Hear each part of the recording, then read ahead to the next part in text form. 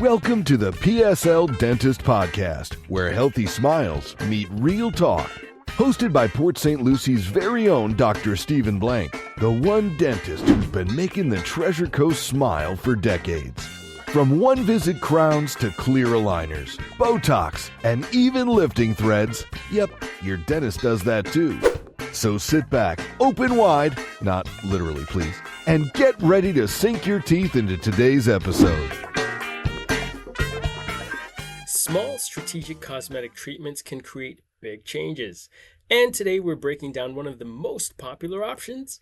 Welcome back, everyone. Frederick here, co-host and producer in the studio with Dr. Stephen Blank, your Port St. Lucie dentist. Dr. Blank, always great to be here with you. Shall we get right into it?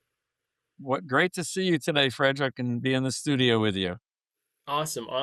So, Dr. Blank, to start us off, can you tell us what is a mini smile makeover? Wonderful question to ask. Many people are interested in this, or they're not always aware that it's an option. They always think everything or nothing. So a mini makeover, for me, in my hands, is when a patient just needs some of their teeth fixed up. Typically, we're looking at the middle four teeth on the top, or sometimes on the bottom as well. When I do a mini makeover for a patient, we're not trying to change the color of all of their teeth. We're trying to do something to make the front four teeth look better, have a nice natural appearance, but blend in with the rest of the teeth. If I did four front teeth in bright white and everything else wasn't, it wouldn't look very good. So the mini makeovers are when you're happy with the color of your teeth, but the front edges are beat up or old fillings are showing and they just need a little bit more than what your dentist can do with a filling. That's when we start talking about mini makeovers with all ceramic crowns, or in some of the real conservative cases, just veneers on the middle teeth. Gotcha. So you mentioned fillings, you talked about the color of the tooth. So what types of cosmetic concerns are typically addressed in a mini smile makeover?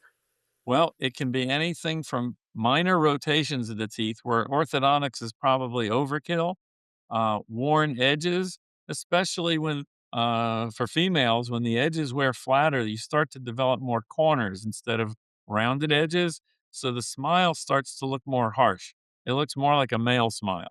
And they don't know why they look different, but some people might think, that person's always grumpy.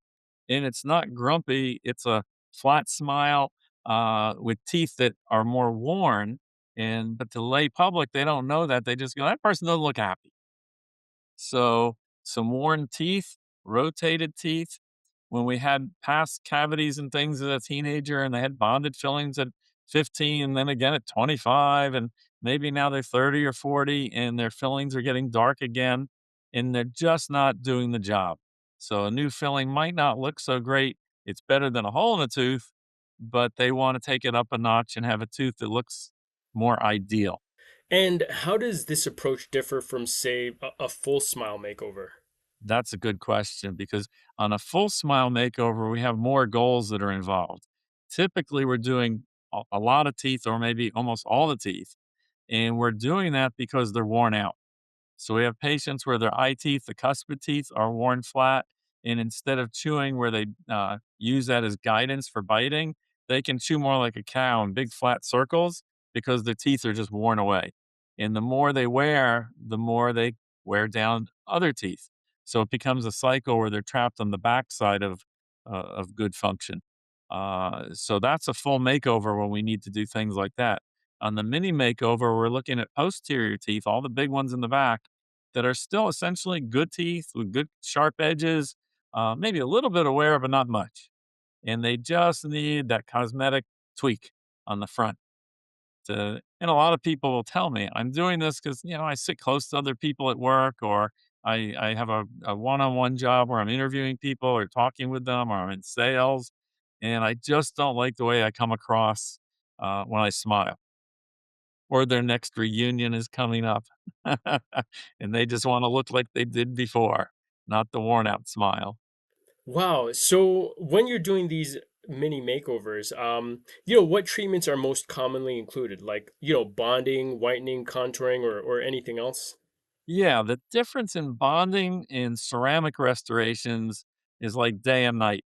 The tooth colored bonding materials are wonderful to fill in cavities on the top of a back tooth, or even little spaces between the front teeth if we have a cavity there. When we want to cover an entire surface, the bonding materials can be used, but I look at that as more of a short term answer because they'll soak up stain and lose their luster. They don't hold the shine like porcelain that's baked in an oven. It's the difference of like plastic versus glass. And the ceramic restorations, the different brands like Emax and Zirconia are all literally a type of glass that's all fired in an oven to make them. The bonded fillings are all resins, so it's with different filler particles, but they don't have the same luster. We can polish them up real well, but as soon as you start brushing your teeth at home, it can lose some of that shine. No, they'll last a long time. They'll look nice, but not to the same level. I have done that for patients. I had a young lady that was going to be getting married, and her little lateral incisor, the second tooth over, was rotated 90 degrees. I said, "Oh, let's talk about orthodontics." She says, "Let's talk about my wedding next week." It's like, "Oh, we don't have time for orthodontics." So we did bonding on that by reshaping the tooth some and then adding to it to make it appear as if it were straight. And that had no lab time, one visit, done. So that's when bonding materials can work. And it was a single tooth situation with the challenge for me as the doctor to make it blend in with the other teeth. Not, we don't want people to say, "Oh, I see you got your tooth fixed." We want it to say, "Oh, you have a nice smile." So that was the challenge on a case like that. Uh, so bonding has its place, but the long-term solution in my hands is to go with ceramics. And then we have the difference of, do we do just the front of the tooth or do we wrap all the way around to the back? And that depends on the patient. What's present there? Do they have a bunch of old fillings that take up a lot of space already, where covering the tooth would be better for the patient? Or is it a mostly natural tooth that's just worn down and just needs to be added to?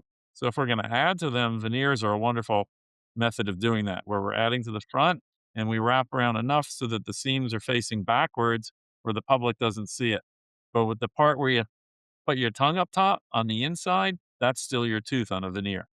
When we do a crown, we wrap it up. So I reduce the tooth on the front, the sides, and the back, and then we make a cover that goes right up over the whole tooth, and that's cemented on, and it's nice and glassy all over. Wow, that is an amazing process. So you kind of touched on this when you talked about the lady who had a wedding and you fixed up her tooth, and the process seemed to be fairly quick. But my question to you now is, so how long does a typical mini smile makeover take from start to finish? A mini smile makeover in my office is either 2 visits or 3. On the more complicated ones, more rotations, more tooth position changes, adding length to teeth, I do that in 3 visits, where the first visit is what I call smile design. So we discuss our treatment goals together, and then I use bonding resin, but without the adhesive, to just add some material to the tooth, trim it up, make it look a little better, and get my edge position correct. And then I scan that in and save that. Once I have that saved in my computer, I can now design teeth over that or have the lab design them. I like doing a lot of that myself, but it can be done either way. And then we have a position where we know this is where I want the biting edge in the front to back dimension and up and down, and how I want the middle two to compare to the next two, if I want them taller or shorter. And we design a virtual smile makeover. That virtual computer smile makeover goes from the computer to my 3D printer, and we print out a model.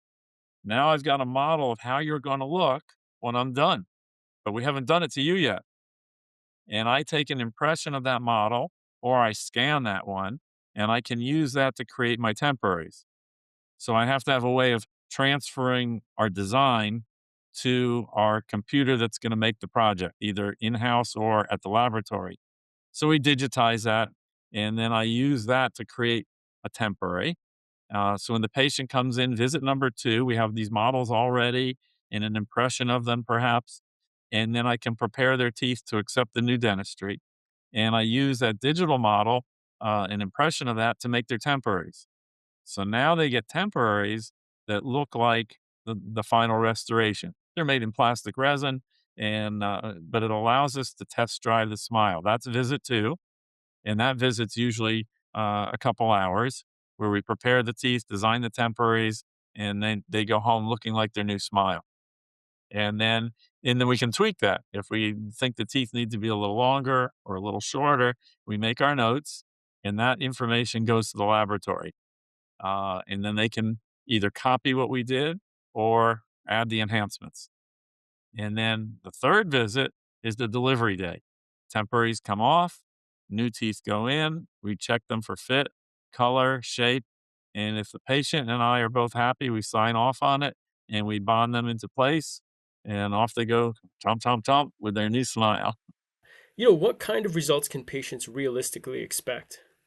Well, when I do my mock-up is when the patients really start to get the idea of how this is gonna look. When I do the smile design and I put the resin on their teeth and then reshape it, they get to see what it's gonna look like, and their expectations, can be matched, to reality at that moment. They can say, "Okay, this is what we can do.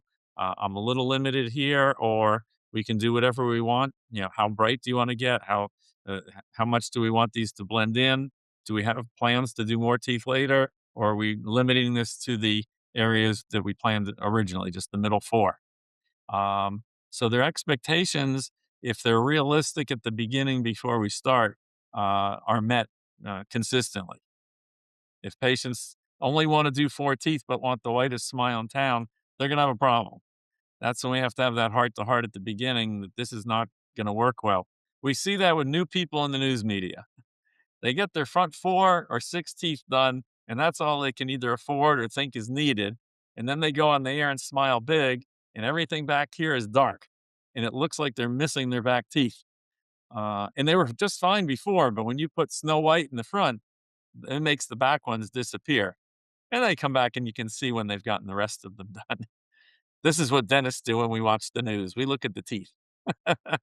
That was some really good info. So, with all that said, I do want to ask, who's the ideal candidate for this type of cosmetic enhancement? Well, ideally, it's people that have wear on the middle 4 teeth. Either they've clenched or grind in the front to back motion where the side teeth are all still good, or just chewing or cavity issues in the past, and they just don't like the way the teeth are looking. I also have to mention we need to start with a good foundation. So we're always interested in the patient's gum health and having a very healthy patient before we begin the cosmetic type of care. Because if we don't have that, things change afterwards. Gums go up, up, up. It looks like, this doesn't look happy if we have red gum tissue around teeth. It should be nice and pink color and soft color, not swollen looking. So as long as we start with a healthy mouth, we can get really nice results, and then they last a long time. I don't want my patients coming back year after year, and we see them in the hygiene room and pat them on the shoulder and say bye-bye, that they're just doing fine and their smile makeover is still looking good 10 years later, 15 years later. And that's a good feeling for the patient and for me. Dr. Blank, I just want to say thank you so much for breaking that down clearly and thoroughly. We do appreciate the informative explanations. And everyone watching at home, thanks for joining us, and we will see you all next time. Thank you, Frederick. That's a wrap for the PSL Dentist Podcast, where smiles are brighter and laughs are always cavity-free. To keep your smile in shape, call 772-878-7348 or visit psldentist.com to schedule your appointment with Dr. Stephen Blank, the one-stop doc for smiles, beauty, and everything in between. Until next time, keep flossing, keep smiling, and keep listening.